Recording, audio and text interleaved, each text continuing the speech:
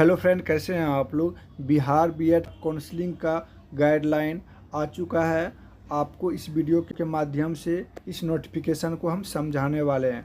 आप लोग वीडियो को अंत तक देखिएगा। यहाँ पे आप लोग देख सकते हैं 11 तारीख से लेकर 20 तारीख तक आप लोग काउंसलिंग में भाग ले सकते हैं। फिर से बता देते हैं, 11 तारीख से लेकर 20 तारीख के बीच आप लोग काउंसलिंग में भाग ले सकते हैं। काउंसलिंग में भाग लेने का मतलब ये हुआ, आप लोग रजिस्ट्रेशन कर लीजिए और कॉलेज चॉइस कर लीजिए। यही होता है काउंसलिंग, इससे ज़्यादा कुछ नहीं होता है। एडमिशन क्या होता है, आप लोग का जब नाम आ जाएगा तब कॉलेज में जाके आप लोग एडमिशन ले लीजिए, वो चीज़ होता है एडमिशन। हम इस चीज़ को इसलिए बताएं, कुछ स्टूडेंट ऐसा भी है उनको समझ में नहीं आता है कि काउंसलिंग होता क्या है। तो काउंसलिंग कोई बड़ी बात नहीं है, आप लोग रजिस्ट्रेशन करके कॉलेज चॉइस किए, वही काउंसलिंग होता है। आपको यहाँ पे हम एक एक करके पूरा नोटिफिकेशन समझा देते हैं। एक नंबर में क्या है, 2 वर्षीय बीएड कोर्स या शिक्षा शास्त्री में प्रवेश लेने के इच्छुक सभी सफल आवेदकों के लिए काउंसलिंग के लिए पंजीकरण कराना आवश्यक है। जितना भी स्टूडेंट बिहार बीएड में पास हुए हैं सबको रजिस्ट्रेशन करना पड़ेगा। यदि आप रजिस्ट्रेशन नहीं करते हैं फिर आपका काउंसलिंग नहीं होगा। और आपको एक पॉइंट और बता देते हैं, यदि आप लोग रजिस्ट्रेशन नहीं करते हैं, जब सेकेंड राउंड होगा उसमें भी आप लोग भाग नहीं ले पाइएगा, थर्ड राउंड होगा तो उसमें भी भाग ले नहीं पाइएगा, यदि स्पॉट राउंड रहा उसमें भी भाग आप लोग नहीं ले पाइएगा। आप लोग इस बात को ज़रूर ध्यान में रखिएगा, काउंसलिंग के लिए रजिस्ट्रेशन कराना ज़रूरी होता है। काउंसलिंग में भाग लेने के लिए आपको रजिस्ट्रेशन करना पड़ेगा। रजिस्ट्रेशन का शुल्क क्या है, जनरल वाले के लिए 1000 रुपया है, SC ST के लिए 500 रुपया है, OBC EBC महिला और सभी दिव्यांग कैटेगरी के लिए 750 रुपया है। फिर से आप लोग जान लीजिए, जनरल वाले के लिए 1000 रुपया है, SC ST के लिए 500 रुपया है, महिला दिव्यांग EBC के लिए 750 रुपया है। आपको एक नंबर पॉइंट समझ में आ गया होगा। 2 नंबर पॉइंट देखिए, यहाँ पे जितना बात लिखा हुआ है ये चीज़ हम बताएंगे ही, लेकिन बहुत सारा ऐसा भी बात बताएंगे जो कि इस नोटिफिकेशन में नहीं लिखा हुआ है। 2 नंबर में क्या लिखा हुआ, यह भी ध्यान रखें कि महाविद्यालयों का चयन एवं वरीयता एक बार की ही प्रक्रिया है।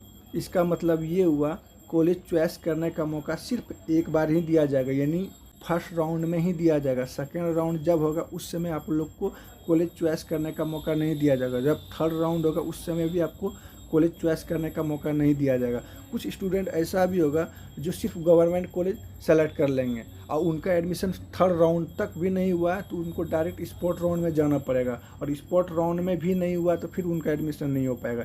इसलिए आप लोग कॉलेज चॉइस करते वक्त ये ज़रूर ध्यान में रखिएगा, दोबारा आप लोग को मौका नहीं देगा। यदि आप लोग को किसी भी कॉलेज में एडमिशन लेना है तो आप लोग प्राइवेट और गवर्नमेंट दोनों सेलेक्ट कर लीजिएगा, क्योंकि कॉलेज चॉइस करने का एक बार ही मौका दिया जाएगा, दोबारा आपको मौका नहीं दिया जाएगा। विशेष परिस्थिति में दिया जाता है, फिर से बता देते हैं आपको, विशेष परिस्थिति में दिया जाता है।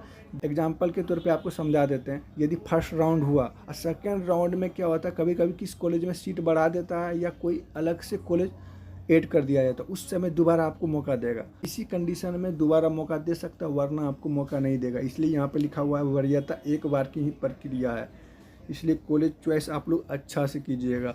तीसरा नंबर क्या है, एक बार किसी अभ्यर्थी को कोई महाविद्यालय आवंटित हो गया है तो उन्हें आगे की काउंसलिंग में शामिल नहीं किया जाएगा।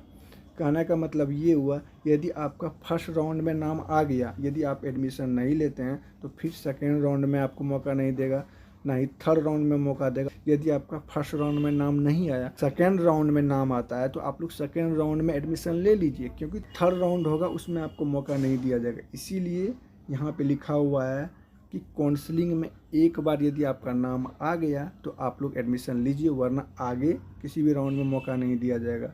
एक लास्ट राउंड होता है स्पॉट राउंड, उसमें आपको मौका देगा, लेकिन स्पॉट राउंड में भी एक कंडीशन है, जो भाई रजिस्ट्रेशन नहीं किए हुए हैं उनको स्पॉट राउंड में भी एडमिशन लेने का मौका नहीं दिया जाएगा। उनका नंबर यदि 95 नंबर भी है, यदि वो रजिस्ट्रेशन नहीं किए हैं पेमेंट के साथ, तो उनको स्पॉट राउंड में भी मौका नहीं दिया जाएगा। नहीं first round, second round, third round, जो भी राउंड होगा नहीं मौका दिया जाएगा। स्पॉट राउंड भी होगा उसमें भी मौका नहीं दिया जाएगा। इसीलिए एडमिशन लेने के लिए रजिस्ट्रेशन लेना जरूरी है। 4 नंबर क्या है, आरक्षण रोस्टर केवल सरकारी और अंगीभूत महाविद्यालयों में ही लागू है।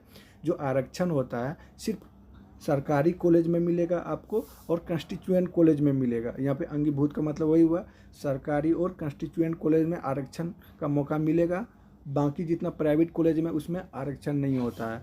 यदि किसी प्राइवेट कॉलेज में 100 सीट है तो वहाँ पे सबके लिए ओपन रहता है, वहाँ पे आरक्षण नियम लागू नहीं होता है। 4 नंबर का मतलब यही हुआ।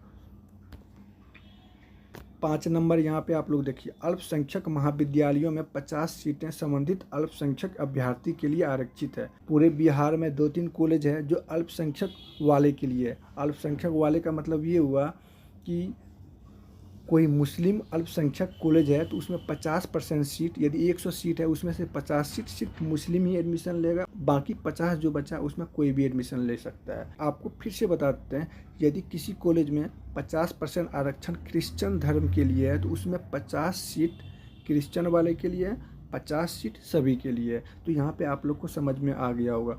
6 नंबर आप लोग देख सकते हैं, एक या सभी विद्यालयों से कम 3 कॉलेजों का चयन करना अनिवार्य है। आप लोग कम से कम 3 कॉलेज चॉइस कर सकते हैं। आप सोचिएगा सिर्फ 2 कॉलेज चॉइस करें तो नहीं होगा, आप लोग 3 कॉलेज, कोई भी कॉलेज कर सकते हैं। आप अलग अलग यूनिवर्सिटी से कर सकते हैं या आप एक ही यूनिवर्सिटी से 3 कॉलेज चॉइस कर सकते हैं, इसमें कोई बाध्य नहीं है। टोटल जितना भी कॉलेज है बिहार में उसमें से कोई मनचाहा आपको जो पसंद हो 3 कॉलेज सेलेक्ट कर सकते हैं। 7 नंबर आप लोग देख सकते हैं, अभ्यर्थी एक या सभी विद्यालयों से अधिकतम 9 कॉलेज का चयन कर सकते हैं। इसका मतलब ये हुआ आप लोग अधिक से अधिक 9 कॉलेज चॉइस कर सकते हैं। पूरे बिहार में जितना भी बीएड कॉलेज है उसमें से कोई भी 9 कॉलेज सेलेक्ट कर सकते हैं, चाहे वो एक ही यूनिवर्सिटी का हो या अलग अलग यूनिवर्सिटी का हो, कोई बात नहीं है। आप 9 कॉलेज किसी भी यूनिवर्सिटी का सेलेक्ट कर सकते हैं। 8 नंबर आप लोग अच्छा से देखिएगा, अल्पसंख्यक आवेदकों मुस्लिम और ईसाई को संबंधित अल्पसंख्यक कॉलेजों में से किसी एक विश्वविद्यालय से कम एक कॉलेज का चयन करना अनिवार्य होगा। इसका मतलब ये हुआ, यदि आप मुस्लिम हैं आपको कम से कम एक कॉलेज वैसा ज़रूर सेलेक्ट करना पड़ेगा जिसमें मुस्लिम के लिए 50% सीट आरक्षित हो। यदि आप ईसाई हैं तो आपको भी एक कॉलेज वैसा ज़रूर सेलेक्ट करना पड़ेगा जिसमें 50% सीट ईसाई धर्म वाले के लिए हो।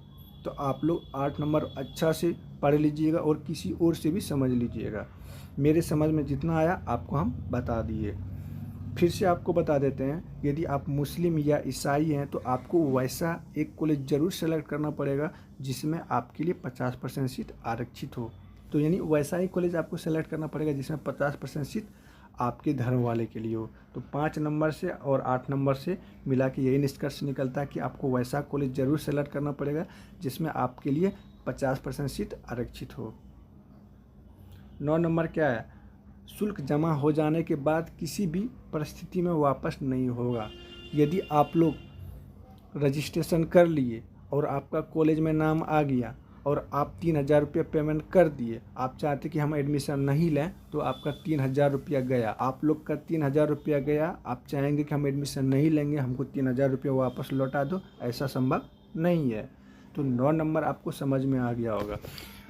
वीडियो अच्छा लगा तो इस चैनल को ज़रूर सब्सक्राइब कर लीजिएगा। हम पूरा डिटेल से आपको एक एक करके सारा पॉइंट आपको बताया, जितना इसमें था उतना तो बताया ही, इससे बहुत ज़्यादा आपको हम बताएं। आप लोग यदि वीडियो को भगा के देखें तो फिर से आप लोग पूरा शुरू से देखिए, क्योंकि हम पूरा डिटेल से बताए हुए हैं। वीडियो अच्छा लगे तो इस चैनल को ज़रूर सब्सक्राइब कर लीजिएगा।